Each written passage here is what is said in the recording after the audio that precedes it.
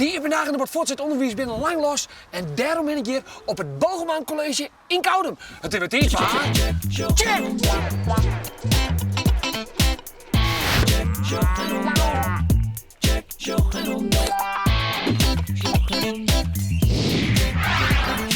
Check, show en ontdek!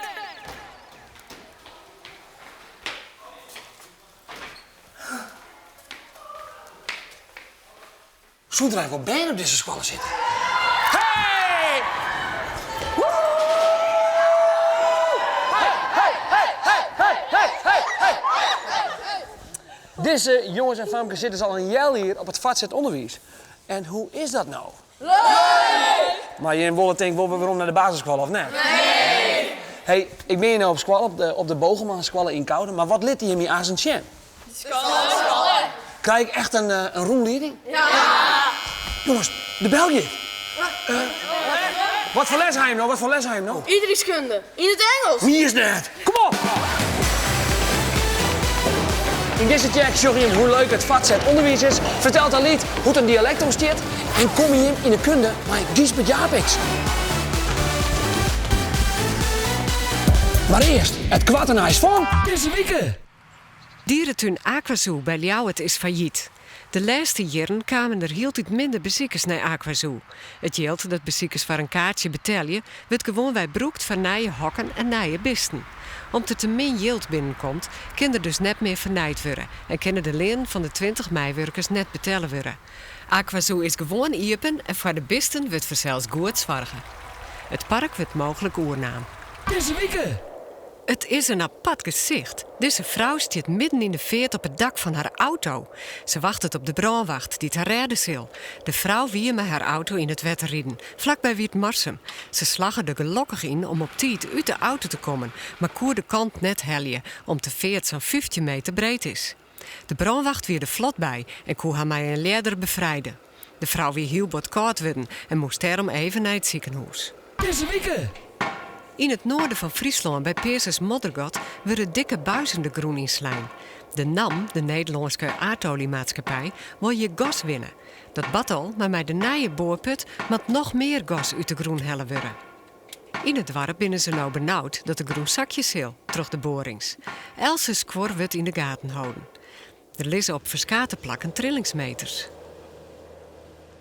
Troch de aardbevings in Grijsland binnen ze toch een beetje benauwd worden. Nevens de NAM zullen er in dit gebied geen aardbevings komen likos in Grijs. Het is een volle Lietser gebied, zeggen ze.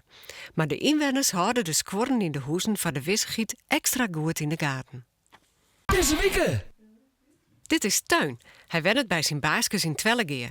De soest zeggen dat deze boeren van 8 maanden een lekker relaxed leventje had. Maar Teun had Kwadlien een grut avontuur beleven. De boerje hier een vreun uit Den Haag op bezitten. En die jedden op de veromreis in de auto wat vreemds. Dan hoorden ze wel gemauw, maar ze dachten dat komt uit de struiken hierbij bij het desbetreffende tankstation. Pas in Den Haag zeggen ze Teun onder de motorkap liggen. Rechts onder de motorkap, daar zit het zekeringenkastje en de ruitenvloeistof. Daar was hij heerlijk tussen gaan liggen en daar had hij blijkbaar de hele rit gelegen. Teun is weer zoen en wel thuis, op ziek naar zijn volgende avontuur.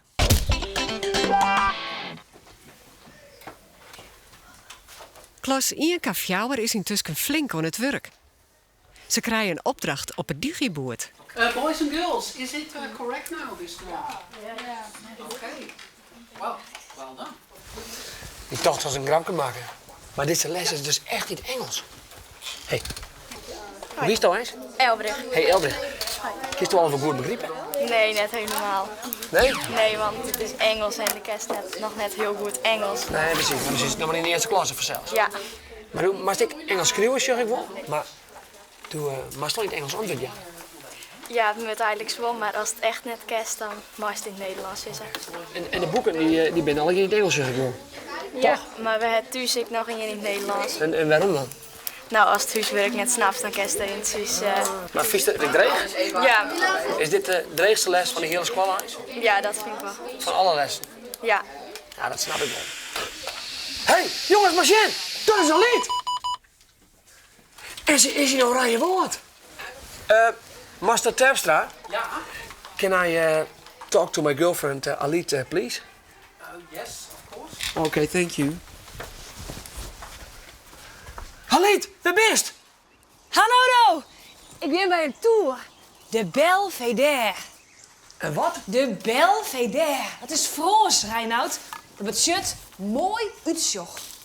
Een tour in Friesland met een Franse naam? Ja, kijk hè. Maar er zijn wel meer Franse woorden in de taal, hè. Zoals bureau of capuchon, dat is echt Frans. En dat komt omdat de Fransen hier een skofke de baas west hebben. Zo'n 200 ierlien. Nou, en zo kan die Franse woorden bij u binnen.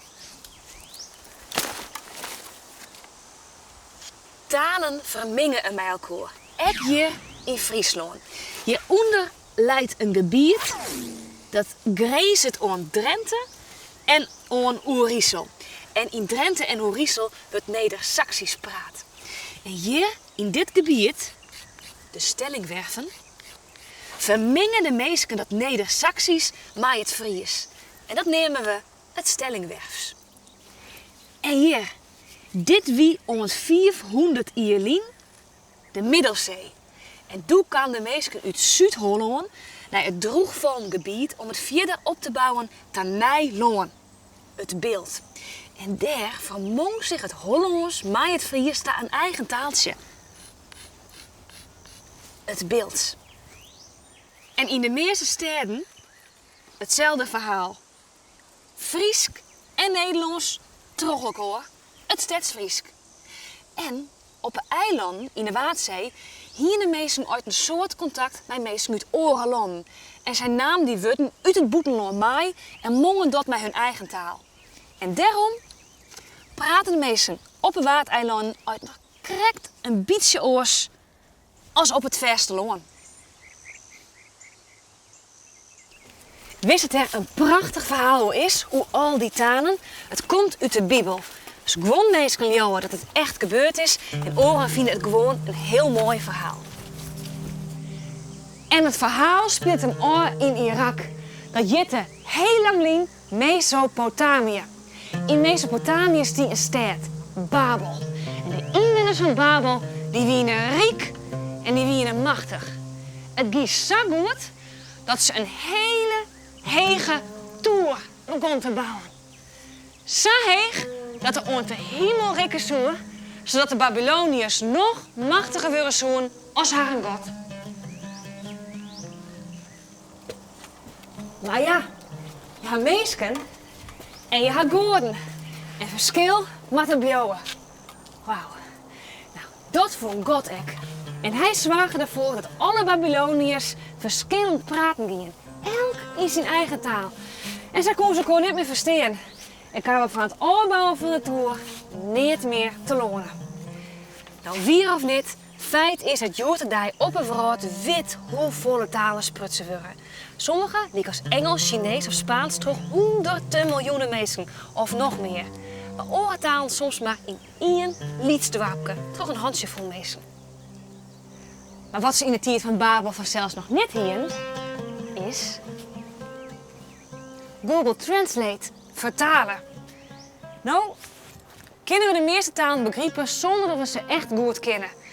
Nou, hier de Babyloniërs dat horen, dan wie die toer misschien nog wel vol de hegen worden. Oké, Halit. Bedankt hè. Houdo. 雷诺疯狂。 Wat betekent dat? Oh nee, gewoon dat je de beste jongen bent. Dikke doei! Houdo. Thank you, Master Terpstra. Bye. Bye. Bye. Hey Fleur. Hé? Je komt toch helemaal uit het koude? Nee, kom het hielpen. En daar praten ze? Hielpers. Hielpers natuurlijk. Ik ben helemaal gek van al die talen. En hielpers, dat is toch een dialect? Ja, hielp me het naar een Waddenbook. Waddenbook? Ja, een Waddenbook. Oké. En ik praat je hielpers met mijn veer en mem en met Veer mijn en zusje. mem? Dat houdt een mem? Ja, heid is Oké. veer en mem is gewoon mem. Weinig. En kist ik in het hielpers is er dan? Naar welke les het dan ook in? Ja, dan gymnastiek. In het Fries voor zelfs. Ja.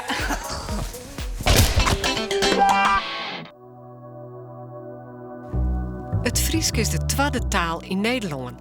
De eerste taal is het Nederlands. En dat had alle je te krijgen mijn macht. Want doet in de 19e eeuw de Nederlandse steert ontstien, wie het Hollandsk de dominante taal. Dat was sissen de taal met de meeste sprekers. Er is in die tijd in Friesland een soort strijdwest, omdat het Friesk net oeropbroekt worden mocht. Troch die protesten is het Friesk uiteindelijk troch de Nederlandse steed erkend als tweede rijkstaal. En daarom mij het Friesk van die tijd ouw en gewoon broekt worden in Bigelikse Tjerken en in het Gerjochtshof. En daartroch is er ek Frieske Squal TV. Check! Dat weer er oors net west. Een man die het heel wichtig west had voor het gebruik van de Frieske taal, weer de Bolzeterleraar Gisbert Japiks.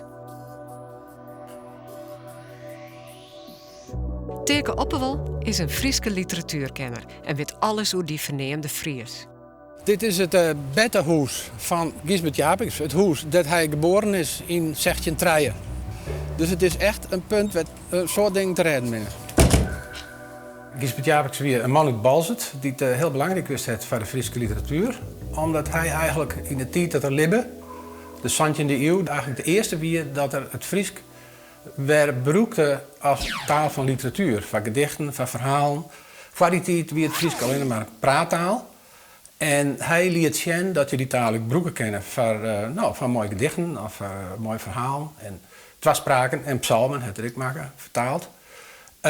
En daarmee had er eigenlijk het samenmaken dat het Fries als een literaire taal weer opnieuw begon. Als zijn boeken het wist hier de misschien wel heel lang in Friese boeken wist. De uitjefte van het boek had Gisbert Japiks likwijls net meemaken, want hij stoor in 1666 op 63-jarige leeftijd aan de pest. Zijn boek Friese Riemelerij werd likwijls een groot succes. En na die tijd hebben heel veel meer mensen. Ik dacht, dat inspireert mij. Dat jou een goed voorbeeld en dat wil ik volgen. En in die zin kan je dus ook zeggen dat Gisbert Japiks eigenlijk de startjon heeft voor de literaire traditie, zoals het heet, van de Friese taal. Dit is de Riemelerieën van Gisbert Japiks. Dat lijkt maar een heel oud boek dan. Dat is het ik. Het is 330 jaar oud ongeveer. Waar gaat dit boek over? Wat zit je eigenlijk in? Hier staan verschillende teksten in. Er staan levensversjes in, dat kerst je zien.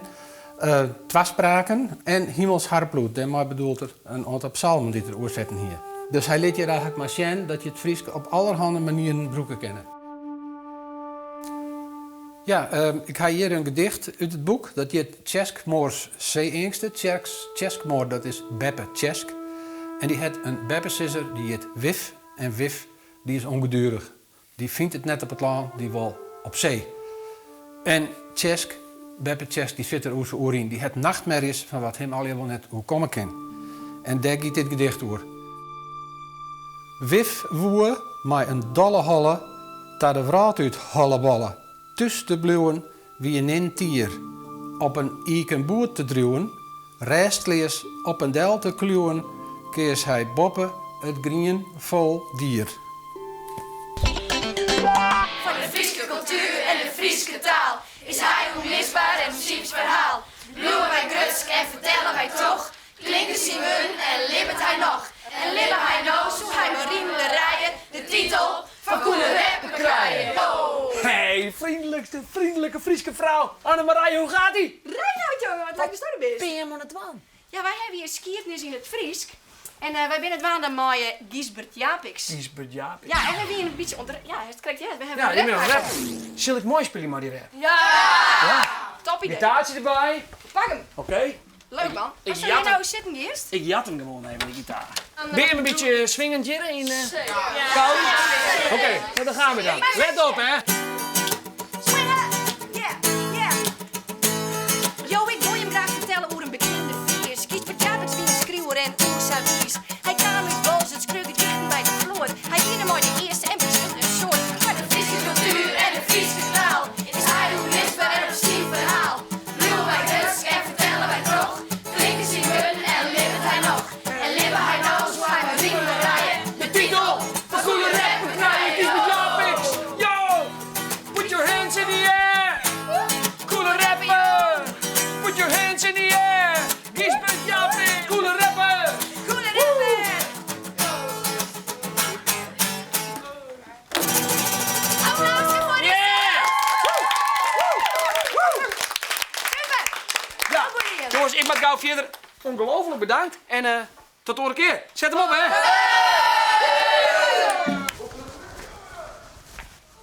Hey, je zit hier vast wat langer op school, of nee? Ja, dat klopt.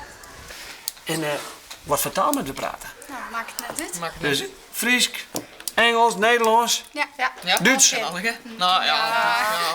Dat is het Ja, dat wordt best. Hey, oké, maar hoe zit het nou? Hè? Want ik ben krek wie ik in de aardrijkskundeles en daar praten ze Engels. Is dat mij alle lessen saai hier op school? Dat ze al je aparte talen praten? Ja, in de eerste klas, of de eerste en tweede klas van het HAVO en VWO, dan hebben we twaalftalig onderwijs. Ja. Dus dan hebben we geschiedenis in het Fries, game in het Fries, muziek in het Engels en aardrijkskunde in het Engels. Oké, dat is wel heel bijzonder. Dat had ik nog nooit gehad. En wat vind je hem daar zelf van dan? Ja, het wel een voordeel. Ja? Ja. Je merkt wel dat je Engels er volle beter van wordt. In de Engelse les een keer, het is makkelijker mee omgaan. En het Fries wordt natuurlijk al volle beter op. Je is volle beter schreeuwen. Ja. Nou, ik ken zelf net zo goed Fries schreeuwen, maar maak je nog niet toetsen dan bijvoorbeeld in het Fries? Ja, je moest alle antwoorden proberen in die taal waar je les krijgt. Ik te antwoorden. Oké. En heb je met goede cijfers? Ja, altijd. Hoe is het met Mark? Ja, het gaat wel. Ja, ik geef het wel aardig. En dit is, Jim zit in de derde klas, hè? Derde klas, ja. En als je nou straks klaar bent met de school, denk je dan echt als het wel profijt heeft, als de tweetalig... Ja, ten leest volle meer in een korte tijd. Ja. Dus daar heb je zo profijt van. Ik wil je nog heel graag testen hoe goed dat je met die tweetalen bent. Dus wat had ik nou hier? Ik heb hele grote scrabbleletjes mee, zo groot als deze. En dan maak je hem drie woorden maatje. Do in het Nederlands, do in het Fries en do in het Engels. Ik ga een stopwoord bij me en de tijd gaat nu in.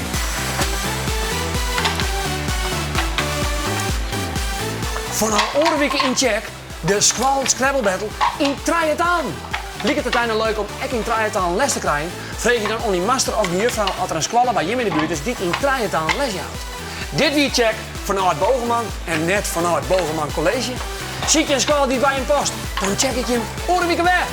Houdo! Hey! Hoe liep het? Wat is dit? Rond, love. Nee.